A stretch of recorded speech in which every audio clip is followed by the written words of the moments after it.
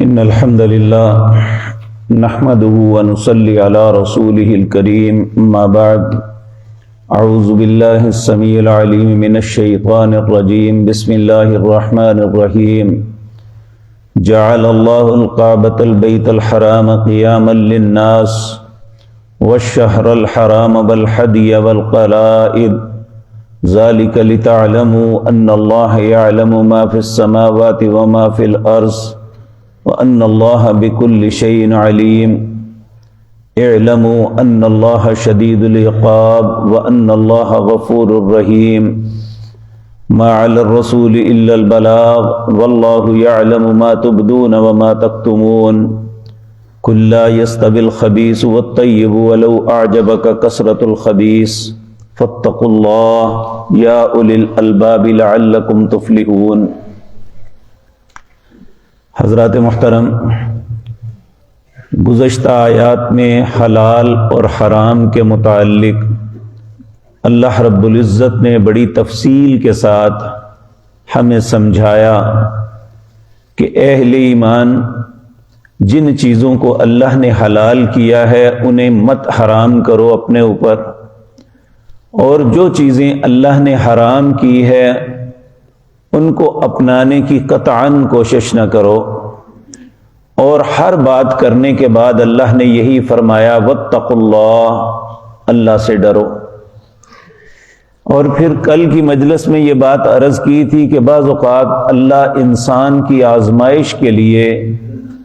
بعض اوقات وہ چیزیں جو انسان کے لیے حلال ہیں وہ کچھ وقت یا کچھ مدت کے لیے اللہ رب العزت اس سے منع کر دیتے ہیں، جس میں ایک روزہ ہے کہ روزے کی حالت میں انسان وہ چیزیں جو عام حالات میں اس کے لیے حلال اور طیب ہیں ایک خاص مدت سے لے کر ایک خاص مدت تک، سحری سے لے کر مغرب کی اذان تک، وہی چیزیں جو انسان کے لیے حلال اور طیب ہیں اس سے بھی منع کر دیا گیا۔ اور یہ کہا، اللہ فرماتے ہیں میں تمہیں آزما رہا ہوں۔ اسی طرح جب کوئی انسان حج یا عمرے کے لیے جاتا ہے تو وہ اس کے لیے حرام قرار دے دیا گیا کہ عام حالات میں انسان حلال جانوروں کا شکار کر کے کھانا، اس میں اللہ نے اجازت دی ہے، لیکن حالت احرام میں کہا کہ تم خشکی کا شکار نہیں کر سکتے، اگر کرو گے تو اللہ کے غضب، اس کے عقاب، اس کے غصے کا سبب بنو گے، اور اگر کوئی کر لیتا ہے تو پھر اس کا بتایا حل کہ اس کے متبادل جانور ذبح کر کے بیت اللہ کے اندر جا کے یعنی مکے میں مساکین مکہ کو کھلانا ہوگا۔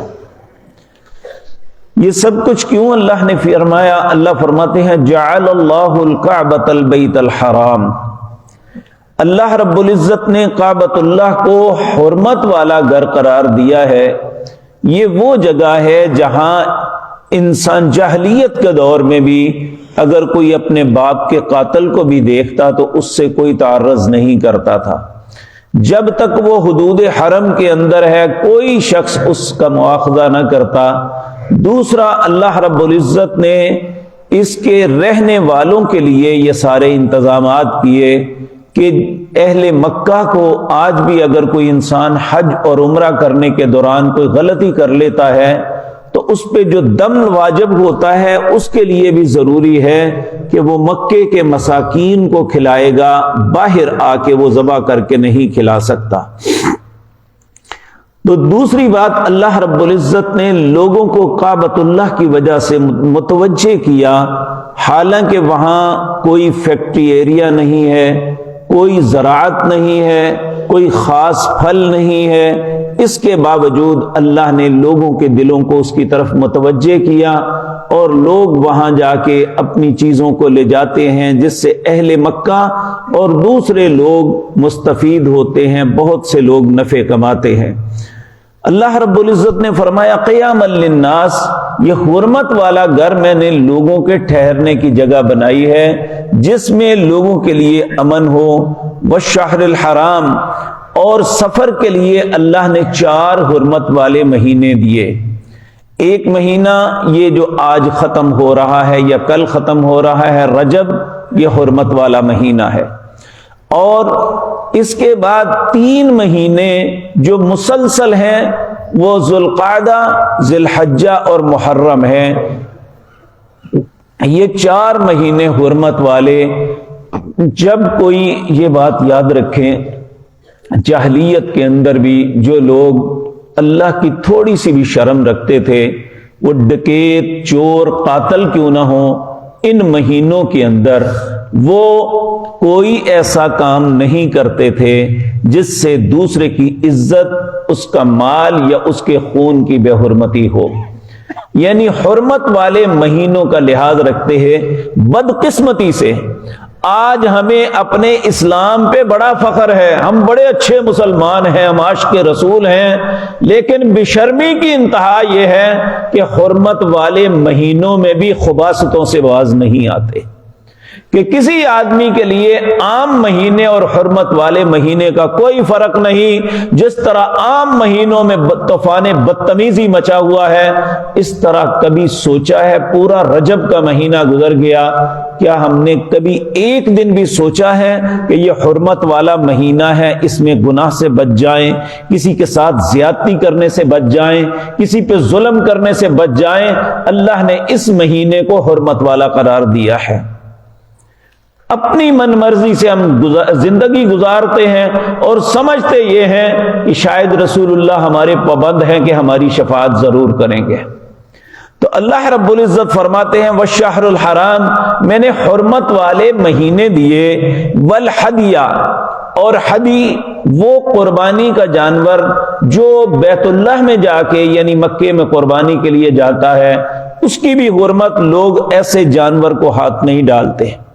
آج تو حاجیوں کو لوٹ لیا جاتا ہے، نمازیوں کو لوٹ لیا جاتا ہے، اور اس بات پہ انہیں قطعاً حیا نہیں آتی، یہ اللہ کے گھر میں اللہ کے سامنے سجدہ ریز ہونے کے لیے جا رہا ہے اور میں خناس کیا کر رہا ہوں اس کے ساتھ،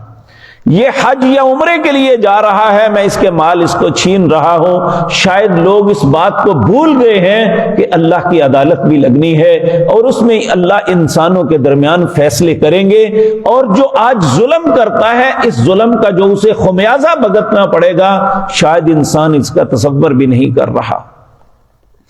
اسی طرح والقلائد،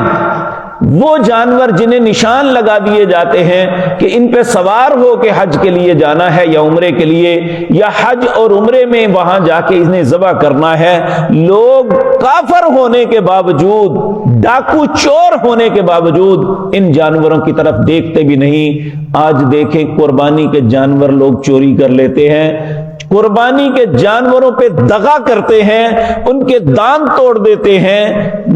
مادہ جانور کو ٹیپے لگا کے نر بنا کے بیچتے ہیں۔ کسی انسان کو شرم نہیں آتی کہ میں دین کے ساتھ، اللہ کے ساتھ، اس کے شعار کے ساتھ کیا مذاق کر رہا۔ اللہ رب العزت فرماتے ہیں ذالک لتعلموا، یہ سب کچھ اس لیے ہے کہ جان لے اللہ تعالی، ان اللہ یعلم ما فی السماوات وما فی الارض، اللہ وہ ذات پاک ہے جو زمین و آسمان میں جو کچھ ہو رہا ہے وہ جانتا ہے، کوئی شخص اس سے چھپ نہیں سکتا۔ اگر وہ بھلا کر رہا ہے، نیکی کر رہا ہے، چھپ کے کر رہا ہے یا ظاہراً، اللہ اسے بھی جانتا ہے۔ کوئی انسان برائی کرتا ہے، چھپ کے کرتا ہے یا ظاہراً، اللہ سے وہ بھی نہیں چھپا ہوا۔ ذالک لتعلموا ان اللہ یعلم ما فی السماوات وما فی الارض، یہ اللہ فرماتے ہیں تاکہ اللہ جان لے، کیونکہ اللہ جانتا ہے جو آسمانوں اور جو زمینوں میں ہے۔ وان اللہ بکل شیء علیم، اللہ ہر چیز کو جاننے والا ہے۔ پھر فرمایا اعلموا، لوگوں یہ بات جان لو، ان اللہ شدید العقاب، اللہ کا انتقام بڑا سخت ہے۔ العیاذ باللہ، اللہ ہم سب کو اپنی پناہ میں رکھے۔ لیکن وَأَنَّ اللَّهَ غَفُورٌ الرحیم، جو انسان خباثتوں کو چھوڑ کے تائب ہو کے اللہ کی طرف رجوع کر لیتا ہے، اپنے گناہوں کی معافی مانگ لیتا ہے، اللہ اس کے لیے بڑا ہی بخشنے والا مہربان ہے۔ اللہ ہم سب کو مرنے سے پہلے توبہ کی سچی توفیق عطا فرما دے۔ پھر اللہ رب العزت ساری باتیں کرنے کے بعد کہتے ہیں ما علی الرسول الا البلاغ، ہمارے رسول پہ صرف پہنچانا تھا، تم تک بات پہنچا دی۔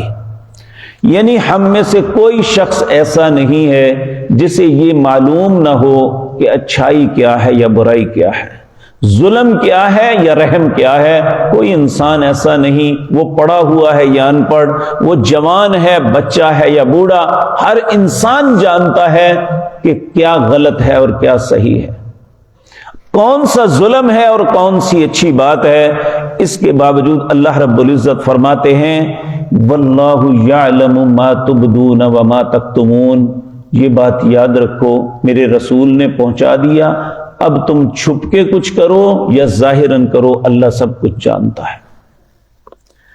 پھر اللہ فرماتے ہیں قل، اے میرے پیغمبر انہیں فرما دیجئے لا یستوی الخبیث والطیب، ایک خبیث چیز یا خبیث انسان، ایک طیب پاک چیز اور ایک طیب انسان، پاکیزہ انسان، دونوں برابر نہیں ہو سکتے۔ وَلَوْ أَعْجَبَكَ كَثْرَةُ الْخَبِيثِ، تمہیں خبیث چیز کتنی ہی زیادہ کیوں نہ ہو اس کی طرف توجہ نہ کرنا، حلال اور طیب کم بھی ہو، اللہ دنیا اور آخرت میں تمہاری بھلائی کا سبب اسے بنائے گا۔ وگرنہ مال تو فرعون کے پاس بھی بہت تھا، اس کے پاس حکومت بھی تھی، نمرود کے پاس بہت تھا، اس کے پاس حکومت بھی تھی، اس نے ظلم کی انتہا کی کہ فرعون نے 70 سال تک بنی اسرائیل کے بچوں کو قتل کیا، لیکن آج ہزاروں سال سے النار یعرضون علیہا غدوا وعشیا، اللہ کہتے ہیں میں صبح بھی اسے آگ لگاتا ہوں، رات کو بھی آگ لگاتا ہوں۔ نبی کریم صلی اللہ علیہ وسلم فرماتے ہیں میں نے اپنی آنکھوں سے معراج کی رات دیکھا تھا، فرعون اور آل فرعون کو جس طرح تم اپنے جانوروں کو ہانک کے پانی پہ لے جاتے ہو، اللہ کے فرشتے انہیں ہانک کے جہنم پہ آگ چکھانے کے لیے لے جاتے ہیں، الیاذ باللہ۔ تو اللہ رب العزت فرماتے ہیں یاد رکھو کل لا یستوی الخبیث والطیب، خبیث اور پاکیزہ ایک جیسی نہیں۔ ولو اعجبک کثرت الخبیث، چاہے تمہیں خبیث چیز، بری چیز، حرام چیز کتنی ہی اچھی کیوں نہ لگے، کتنی ہی زیادہ کیوں نہ ہو، فاتقوا اللہ، اللہ سے ڈرو، یا اولی الالباب، اے عقل والو، لعلکم تفلحون، تاکہ تم فلاح پا جاؤ۔ اللہ سے دعا ہے اللہ مجھے اور آپ کو یہ باتیں سمجھنے، ان پہ عمل کرنے کی توفیق عطا فرمائے۔ اقول قولی ھذا واستغفر اللہ۔